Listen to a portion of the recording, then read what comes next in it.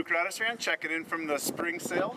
Thought I would show you guys what's new and what I'm running on my boat in 2022. And what I'm going to do is kind of start at the bow and work my way to the back. But one thing you guys will notice is that I am running a bass boat, and a lot of people ask me, or I should say a lot of people are really surprised that I run a bass boat. And the biggest reason why I do that is this is a great boat for me for the style that I really like to fish. I am, or how I like to fish, I am a run and gun fisherman at heart, and for million, 26 miles from one end to the other, on an average day we're putting 40, 60, 80 miles a day on, and this boat kind of just allows me to scoot along and cover a lot of ground, and at 3,500 RPM, I'm going about 40 miles an hour, so it saves me some money on gas, and it's just a great casting platform. But I'm going to start here, and basically I'm going to start right at the trolling motor. This is a Minn Kota Terova 112. I'm running a 36 volt motor for the wind and the waves and the long days. I have it on a Minn Kota quick release plate. That's just kind of if something happens where you break something, you can switch it over real easy. It's also really nice for shallow ramps. Right now I have it extended all the way for fishing, but it's really easy to simply unlock and slide back for when you're traveling and you have those like steep kind of sketchy boat launch scenarios. Moving to the electronic side, I have a Helix 10. This is a MDI unit, and that kind of like starts my network. I plug my 360 into that, and then that feeds the rest of my units. And then when I'm fishing out of the front and fishing for bass and things like that, I do move a Helix 12 up to the front here that I swap back and forth between the front and the back. And another thing that I really like that I have is this, I believe this is a Cisco trolling motor stabilizer, but this thing is really great.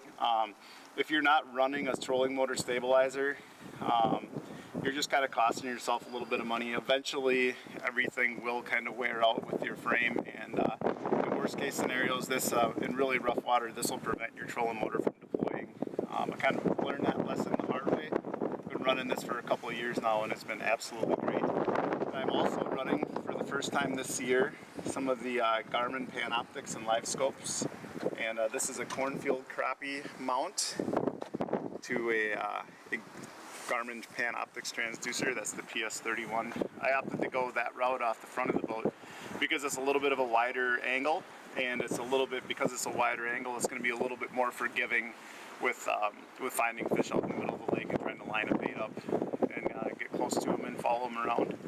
So that's why I went that direction there. So we'll move to the back, or the console of the boat now. And here I have Helix 10-inch Mega SI unit. This Mega side imaging is still probably the most important thing on my boat for everyday fishing, musky fishing, bass fishing, whatever. Just that being able to see what's out there and how fish are relating to structures. Just search for new structures, search for fish. There's nothing better than this. Then when you come to back to this unit, this is a 12-inch Eco Map. And that's running my Live Scope unit, or this is my Live Scope. And again, this the whole Live Scope thing is a new deal for me. But I went with the TraxTech mount just because it's unbelievably robust and stable and very easy to use. And I use the TraxTech mounts and the tracks for my trolling and graphs, and they've just been great. They've been bulletproof. They work. It's just really kind of ingenious stuff.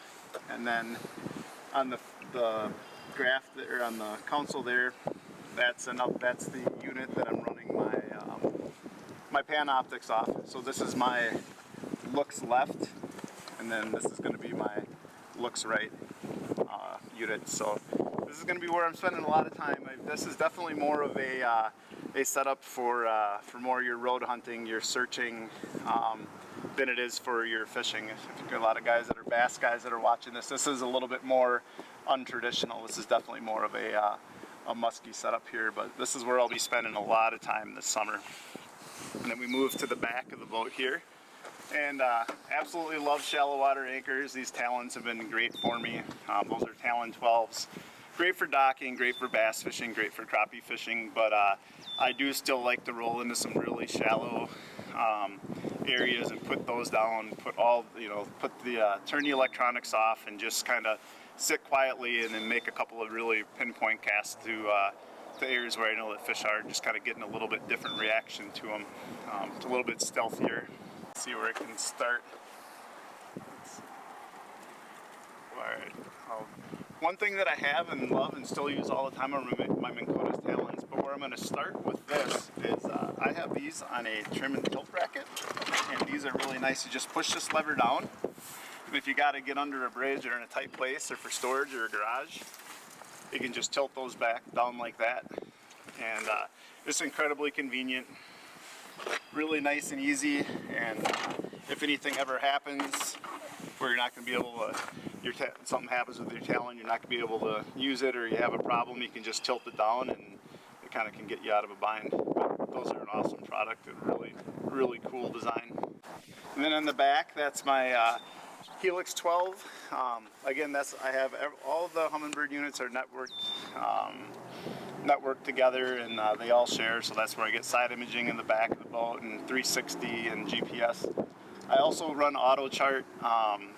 I use auto chart every single day, even on Vermilion, just some of the cool little subtleties and things that you pick up, and you can just make amazing maps with it. I also have the GPS heading sensor puck, and that's basically it basically shows which way your boat is pointed, but then it also is going to show your course. So if you're doing a lot of drifting, a lot of slow structure fishing, those are really important. And then getting into the batteries here. One of my favorite products that I started using last year was the Amped Outdoors lithium batteries, and I started using the Amped Outdoors batteries in my Ranger 680, which is a 17-foot fishing boat. And just out of simplicity, I tried the 36-volt lithium block, and I absolutely loved it. On one charge, I could get several days of fishing under normal conditions with it, and just in one really extreme condition or extreme case, and with not remembering to charge my battery, I got a day and a half of fishing in incredibly windy conditions. But I decided to put 2 of those 36-volt lithium blocks, and then I have them on a switch so I can choose between battery 1 and battery 2. And what's really cool about those Amped Outdoors batteries, is that they come with a little individual charger. You should get a new box. But that is your battery charger right there. You plug them in, they charge extremely fast, and it is just such a simple, just efficient, awesome setup. And the best part is lithium batteries. I mean, I don't know the exact poundages, but it seems like they weigh half to 1/3 of what a traditional AGM battery weighs. And then I also got to take out my alternator charger and my 4-bank, and I lost the battery. So I figured I saved at least 120 to 150 pounds out of the back of the boat, and just really excited about that with some of the things that I have planned for fishing this year, some of the styles and trips that we're going to be doing. So that's kind of it. Really excited. I'm actually going to get out fishing this afternoon, and super stoked about everything I got going on this year. So I'll keep you posted.